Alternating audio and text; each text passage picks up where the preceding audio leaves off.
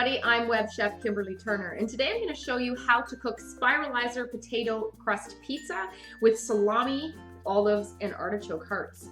So today I am going to use a fantastic gadget in my kitchen. This is called the Spiralizer. You can find them online at spiralizer.us, and they're also available online on Amazon. And they make these beautiful curly-Q noodles with vegetables. Now this is the medium size curlies, right? And there's a smaller size than this, but there's also a straight blade. So you can make the ribbons and things like that. Beautiful, beautiful things you can do, aesthetically speaking. It's a lot of fun for your kids in the kitchen as well. And you can do a lot of things that you otherwise wouldn't have been able to do. It's great for paleo diets, great for raw food diets, all kinds of things. So today we're going to do a potato crust pizza using these little spiral noodles of potato. And I'm going to use my larger size noodle one today. This is what the blade looks like. They have a smaller blade as well. That's the smaller one. And then the straight blade, okay? So today I'm using the larger one. And these guys are so easy to just pop right in here like that, boom.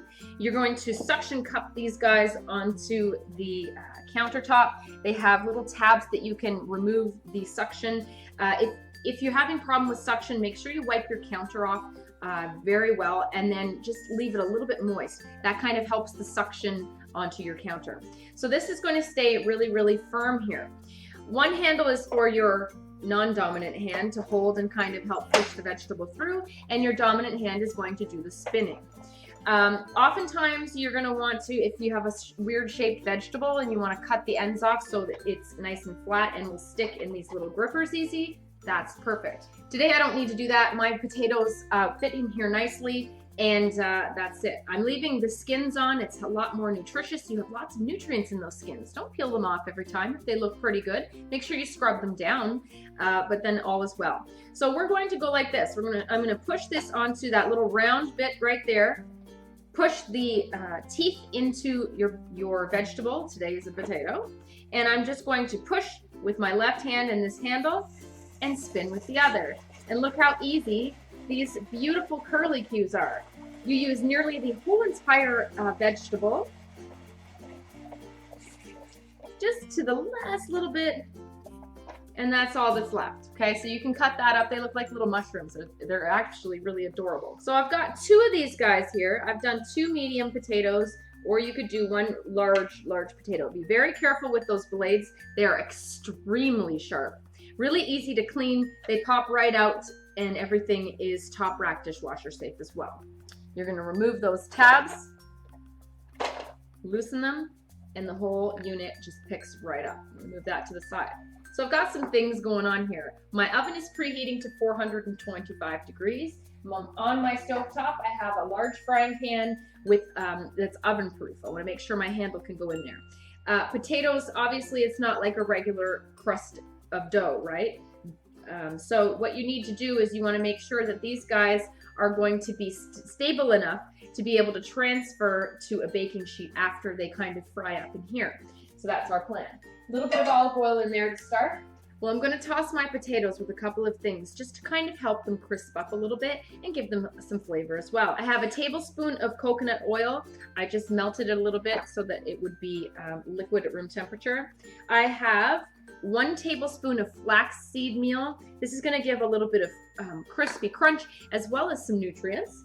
I'm using a half a tablespoon of cornmeal. Now I love cornmeal on the bottoms of my pizza crust, and this is just going to kind of be a continuation of that idea. Also, it's going to help absorb a lot of the water from these potatoes. And I have a half a tablespoon of flour. Now, if you wanted to use another kind of flour, I'm using all-purpose tonight, but if you wanted to use another kind of flour, like an almond flour or any kind of nut flour like that, feel free to do so.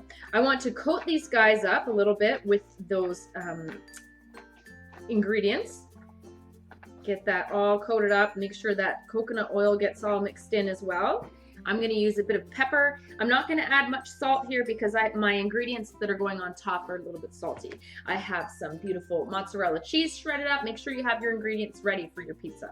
I have mozzarella cheese. I have some artichoke hearts sliced. I have some olives and some Genoa salami, whatever you want. Mushrooms, you know, you name it. Zucchini, tomatoes, All right, the temperature is on high heat in my frying pan. I'm just gonna show you what I'm gonna do. So make sure this is coated. Grab some of your potatoes. So we're gonna put our noodles in the pan on a high heat. And I'm going to press these noodles down. I wanna make a nice flat, circular shaped crust. So get those pushed down and put that back on this high heat. You're gonna hear this sizzling. Keep pushing it down. You wanna create that flat crust, and we're gonna cover this. These potatoes are gonna be your limiting factor on your pizza. You want these to cook for at least 3 minutes, so cover that up, put your timer on. We need to get these potatoes crispy and crunchy so that when you're moving your pizza around and you're grabbing a piece, it doesn't just all fall on you. You wanna create a nice crispy crust. Okay, that's 3 minutes. Let's remove the lid. I'm gonna press this down a little bit more. So we need to create a crust, but first we needed to cook these guys through. The noodles are thin, however, potatoes, they take a while to cook. So that's what I have, a nice thin layer of the potatoes. I can hear it sizzling, it's crisping up, I can tell underneath. And we need this to be able to crisp up enough that I can transfer it out of here onto a baking sheet and it maintain its integrity. So into the oven, it's gonna go for about 10 minutes. I'm gonna leave the cover off, and 10 minutes, just like that. Crisp that up. All right, that's been 10 minutes. Let's see if we can move this in one piece. And we can, it looks beautiful, worked perfectly. So we're going to you can use a baking sheet or a proper pizza tray. This is a pizza tray and it's got holes in it to allow moisture to go through, right? That way it helps crisp up the bottom, keep it crisp. And that's what we probably likely need for this. So let's transfer this and let's look how easy this is and what a great idea for a pizza crust. Perfect. I didn't even need to really be gentle. Now you could make a much bigger one if you wanted to. All right, I am going to go ahead and sprinkle with some chili flakes at this point. I'm gonna drizzle this with just a hint more olive oil. I don't want a lot on here, just a little. And I'm gonna put this back into the oven for probably another 5 minutes. I'm gonna look at it just to see. I wanna get it a little bit more brown before I start trying to put ingredients on top. So this is what this looks like at this point. It looks fantastic. The bottom is nice and crispy too. Beautiful. In that goes. I have some homemade sauce here ready to go as well. If you wanted to use something like a pesto instead or just go a sauceless, this would be a perfect time to do it. Now in between all of this, I just rinse this guy off. It's so simple to clean. Everything comes right apart. And most of the time you can just rinse it with water. You're not using things that are sticky or anything like that, dirty and sticky. There's just vegetables stuck in there. So most of the time you can get away with just rinsing it like that. Use a little brush and some warm water. Or you can, again, put it in top rack dishwasher, okay? All right, I let this go for about 7 or 8 minutes. The top is starting to brown up nicely. I don't want the bottom to burn. That's not what we're looking for. So we are ready here. I'm going to decorate this now. Make it a real pizza. A little bit of the pizza sauce. I don't want to soak this. I just want to get a little bit of flavor mixed in here and a little bit of tomato. And I don't want to use raw tomatoes either because they have a lot of water and we worked so hard to get rid of a lot of the liquid. So just put some sauce. I'm gonna sprinkle a little bit of cheese on the bottom like that, and then I usually put a little bit on the top too. So I spread that out. I wanna get this all mixed in with those curly cues so everything kind of oozes together. I love this idea. I'm going to arrange my artichoke hearts and I sliced them so they look like little fans. Love these, they're so full of flavor. Tiny bit more cheese. I'm gonna put my olives, scatter them about. I'm gonna add my Genoa salami. I just took the pieces and I cut them into little diamond shapes. You could leave them whole if you want to, or you could use any other kind of meat you prefer. You could use sausage, you could use little meatballs, you could use obviously pepperoni, one of everyone's favorites. You could even do little personal pan pizzas just like this for each person, little tiny ones. They could decorate their own. It'd be fun for the kids. And if you didn't use the all-purpose flour, tossing the potatoes, you could make it completely gluten-free. and use some other kind of flour as I had mentioned. And then some more cheese. This is a happy, happy pizza. Certainly a conversation piece. Great for a weekend or watching Netflix. Great for the kids if they're having a sleepover. Now let me show you what she looks like before I put her back in. There you go. Looks like a regular pizza, doesn't it? And I'm going to let that go for at least 5 minutes. I'm going to look at it maybe 7 minutes even. You want to make sure that that cheese is melted and starting to bubble a little bit. Everything on there is cooked. The olives are done. You don't have to worry about the artichoke hearts. You just want everything to kind of melt together with that cheese. All right, this pizza's done. I put it in for 5 minutes and then I put it under the high broiler for 5 more. Let me show this to you. It looks beautiful. I can't wait to try it. Look at that gorgeous, gorgeous pizza. Yum. All right, let's transfer it off of the pan to a cutting board. And it looks so delicious. I cannot wait to try this. All that's left to do is to slice it. Using a mezzaluna really helps. And cut this into 6 pieces. If you have a larger pizza, then do like 8. It looks awesome.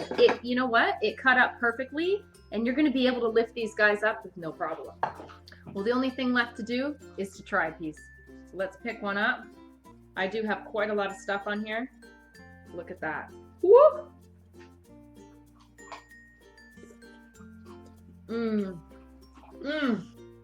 That's good. Pieces are beautiful. Look at that. Underneath, it's gorgeous. It's holding everything on there perfectly. And what a flavor of potato as a pizza crust. Really, really delicious. It puts 2 of your favorite snack foods together, French fries and pizza. It's almost like a poutine pizza minus the gravy, just with other ingredients. I love this idea. The crust on the edges too, they're nice and crispy, but they're not burnt, definitely not burnt, but they are holding together lovely. The addition of the cornmeal and the flaxseed meal really helps a lot. It helps kind of build up that crust. Gorgeous. What nice flavors too. The artichoke hearts are nice and tender and a little bit tangy, just like the olives. And they pair really well with the potatoes and things. Really a delicious pizza. So if you're looking for something new and interesting and fun to play with in the kitchen, the Spiralizer is an amazing addition to your repertoire. What cool things you can do, including your weekend junk food. It's not just for healthy things. Absolutely delicious, absolutely beautiful. The kids are gonna love it, everyone's gonna love it, and a great, great conversation piece. Delicious. So that's how you do it. That's how you cook a Spiralizer potato crust pizza with salami, olives, and artichoke hearts. You can change the toppings accordingly, but this is a really fun gadget to use, and it makes some really awesome things in your kitchen, all right? So that's it. Make sure you check them out online at spiralizer.us or check them out online on Amazon. And that's it. I'm Web Chef Kimberly Turner. Thanks for tuning in.